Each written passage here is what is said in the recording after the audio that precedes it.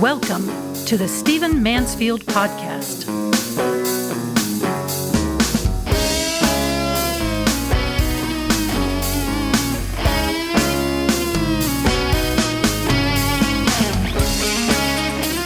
Welcome to the Stephen Mansfield Podcast, where we look at current events through the lens of character and leadership, faith, and the lens of history. Let's dive right in. In Shakespeare's famous play, all of Shakespeare's plays are famous, but in his great play, Hamlet, the lead character, Hamlet, spends a good deal of the play troubled and emotional and literally haunted. And people are confused. Why doesn't he come out of himself? Why doesn't he emerge? Why doesn't he tell us what's wrong? What's wrong with Hamlet? And so the character has even been called in history the melancholy Dane, because, of course, it takes place in Denmark. And so this has come down to us through history as a description, a title, a term that's used for someone who can't seem to get off the dime, who is too internally conflicted to act, who is too preoccupied with their own inner struggles to step into the outer world. And if there was ever a time to accuse someone on our national stage of being Hamlet, it's right now, and that person is Donald Trump. Let me explain.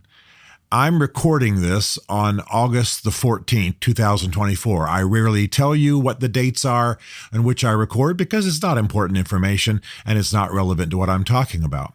But keep that in mind. I'm recording this on August 14th. 24 days ago, Joe Biden stepped down, announced that he would not be a candidate for president. Kamala Harris, within a matter of days, became the Democratic nominee. Shortly after that, Donald Trump was almost killed in an assassination attempt. And then Timothy Walz, the governor of Minnesota, was appointed Kamala Harris's vice presidential nominee. As I sit here right now on this Wednesday, it's 83 days until November the 5th, when the election will take place for president of the United States. And it's just about half a week until the 19th, when the Democratic National Convention will take place, during which, of course, Kamala Harris and her vice presidential nominee will get quite a bump in the polls, as always happens during a party's convention. So it's a critical time. We're going to have the Democratic National Convention next week, Monday through Thursday, and then you'll have just slightly more than 2 months before the election takes place. And right now, Kamala Harris, as expected, is rising. People who vote Democrat or are willing to are relieved not to have Joe Biden on the ticket any longer. Kamala Harris became the nominee very quickly. Obviously, this was prepared for in advance. She has a complete use of all of the funds raised for Biden-Harris. There has been a flood of money into her coffers. She has got a lot of attention, and that is all expected. It's going to continue next week during the convention. Those are beauty pageants. Nothing is really being decided, but she will be profiled. Tim Walz will be profiled before the nation. Now, why am I saying all this? Because I'll make a prediction, and this is how I make predictions. People often ask me what I think is going to happen, and I'll often say, if the election's held tomorrow, or if present trends continue. I think people are fools who make too specific a prediction about the future, especially in politics. But I will tell you that right now, if present trends continue, Kamala Harris is going to win this election and be president of the United States. And I am as stunned by that as I say it, as you probably are, as you hear it. And I'll tell you the main reason why. Because Donald Trump has become the Hamlet of American politics.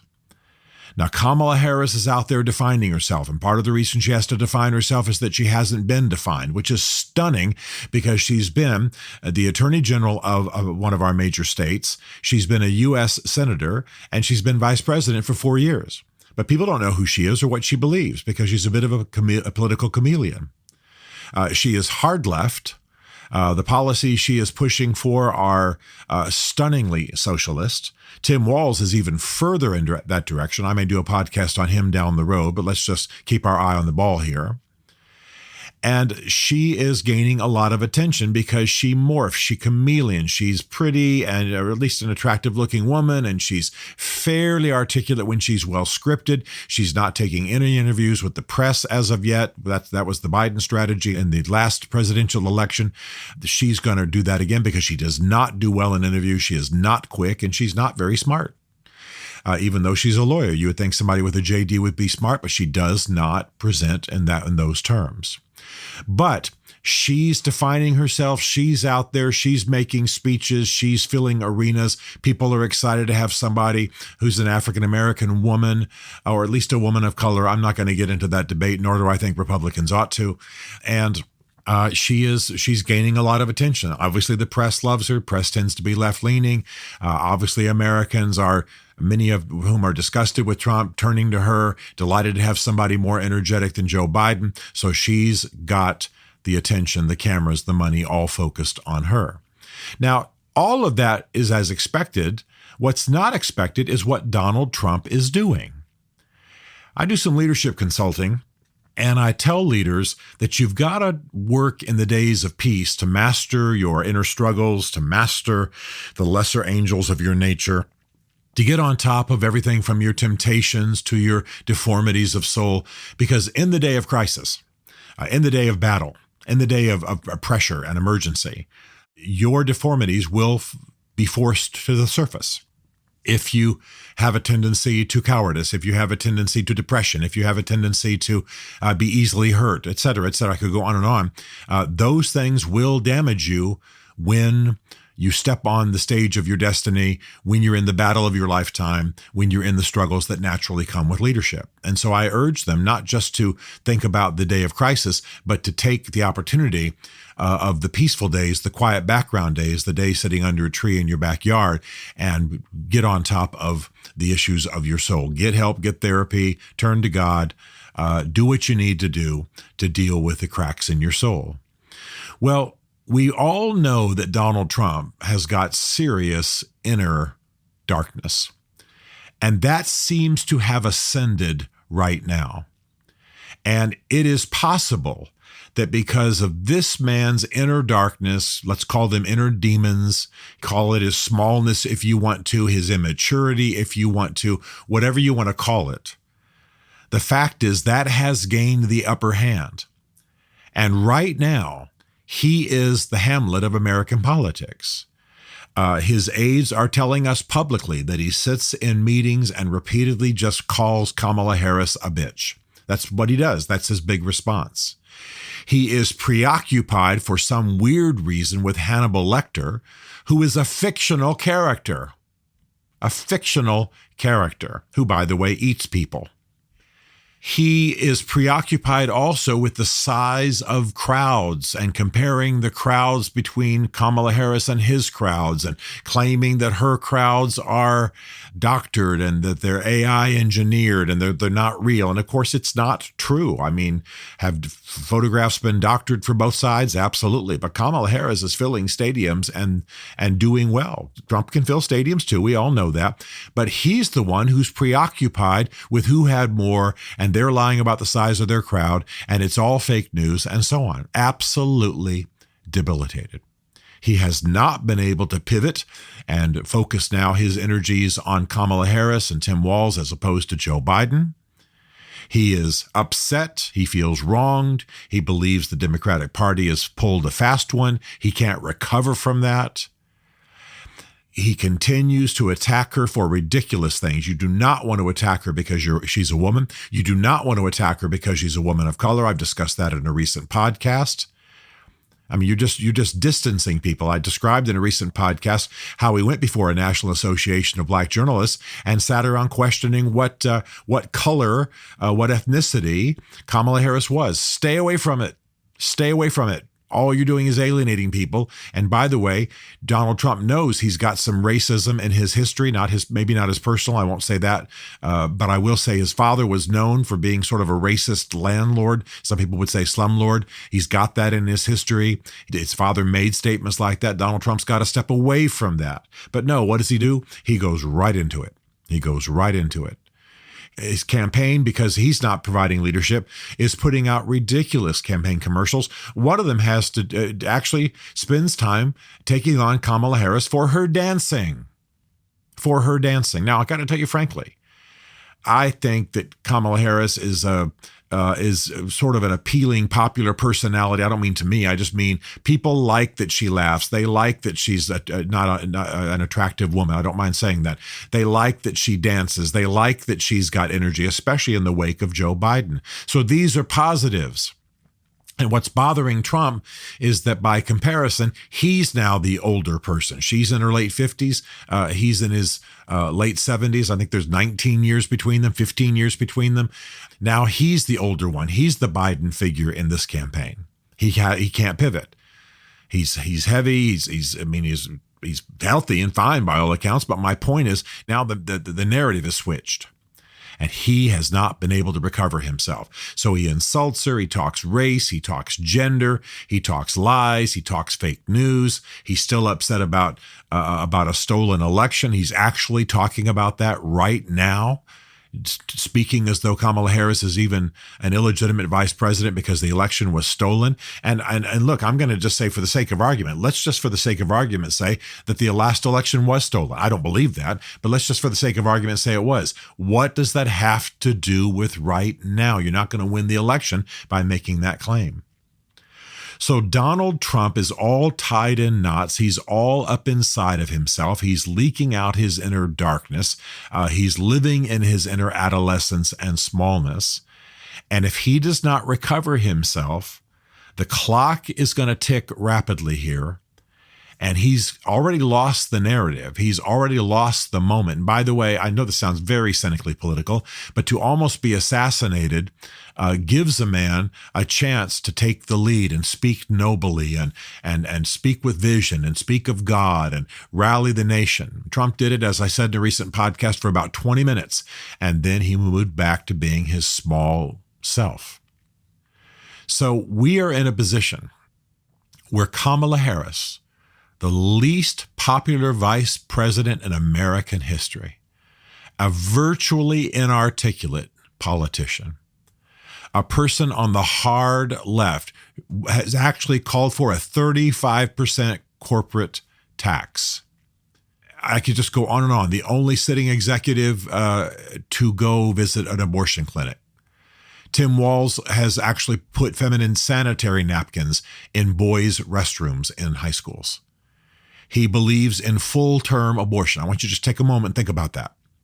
Think about a baby recently that has been born to you that you love and you celebrated. I've just recently had my third grandson born. I don't have any granddaughters yet, but so my third grandchild. According to Tim Walz, that child could have been put to death the day before, legally, and he thinks morally. So this beautiful child that I hold in my arms, love dearly, dedicate to God, the day before, and I was there the day before, that child could have been ripped from the womb. I won't describe the procedure. It's terrible. It's horrible. It's worse than Nazi. Tim Walz stands for that. Now, those are the things we ought to be talking about. Kamala Harris was a prosecutor and attorney general in California. She helped to turn that state into the criminal hellhole it's become in some of the major cities. Let's talk about that. Let's talk about policies. Let's talk about vacuousness. Let's be running her ridiculous speeches where she just messes up and can't answer a question and et cetera. Let's put those things. If you want to defeat her, that's what you do. And by the way, let me pause right here and say that I'm being passionate, but many of you know, I'm not a big fan of Donald Trump's either. I was desperate for us to have another conservative candidate. Donald Trump's not much of a conservative. And by the way, the entire GOP has moved away from some major issues that I care about in its plank, in its platform. It no longer defines marriage as only between a man and a woman. It's gone soft on abortion. I could go on and on. It's backed off on a lot of things because Donald Trump is, of course, not primarily a conservative. He's primarily a populist. He's primarily a man who wants to win elections, and he will morph as he needs to.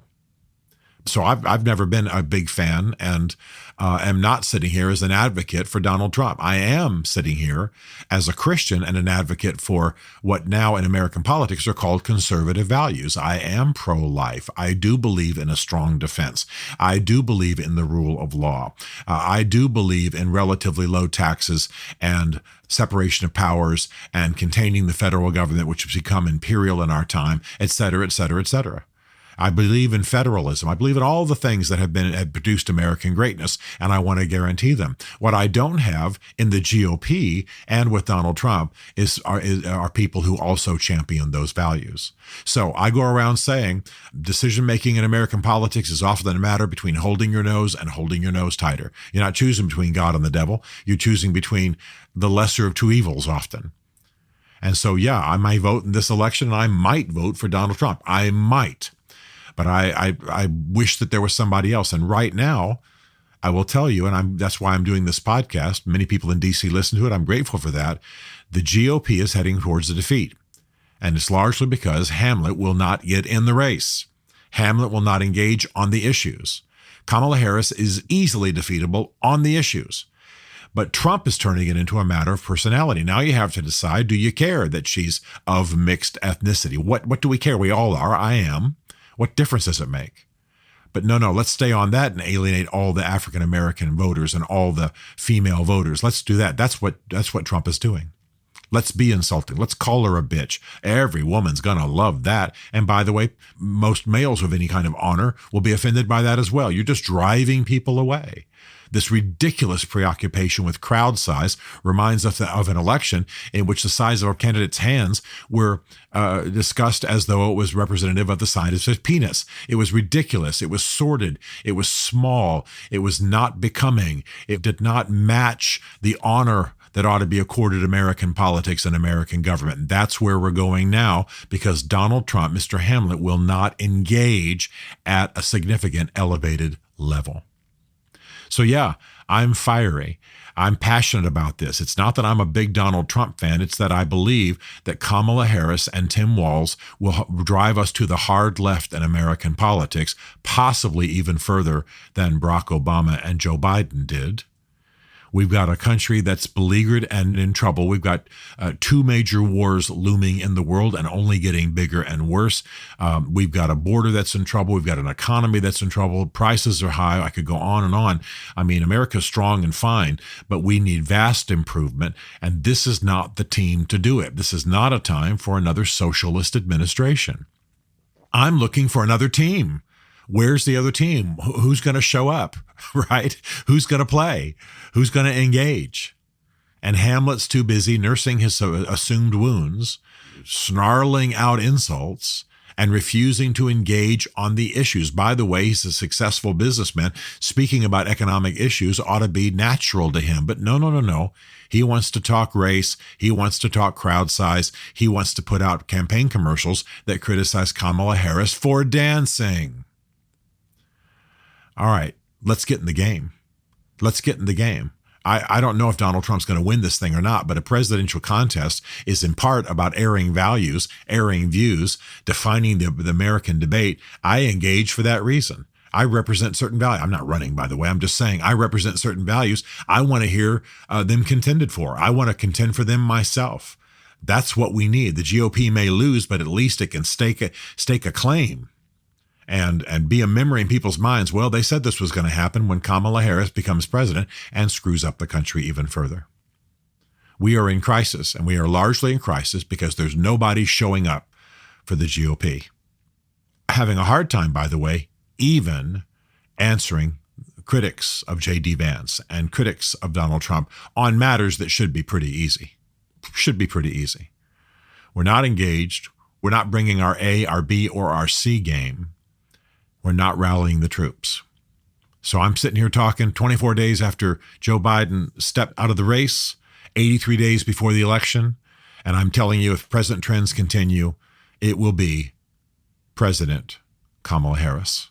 And that is stunning, because 5 minutes ago, she was the most unpopular vice president in American history, under a president who was amongst the most unpopular and failing rapidly. Let's get in the game. Let's get our values known. Let's get some people active up on the Hill.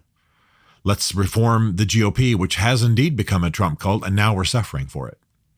And let's try to restore some of the glory and the power and the elegance and the impact that should attend an American presidential election.